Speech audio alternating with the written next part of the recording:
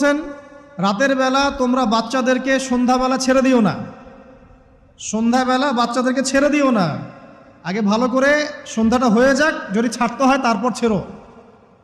তারপর রাতের রাত যখন গভীর হবে তখন তোমরা এলোপাথালি ঘোরাফেরা করো না, রাস্তাঘাটে বনে জঙ্গলে ঘোরাফেরা করো না, কারণ এই সময় এমন কিছু মাখলুককে আল্লাহ পাক ছেড়ে দেন যাদেরকে তোমরা দেখো না।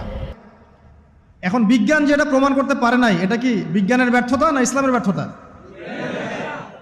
যদি বৈজ্ঞানিকভাবে আপনি প্রমাণ করতে না পারেন তাহলে সেটার কোনো অস্তিত্ব নাই। এই কথাটাকে ডাহা মিথ্যা কথা।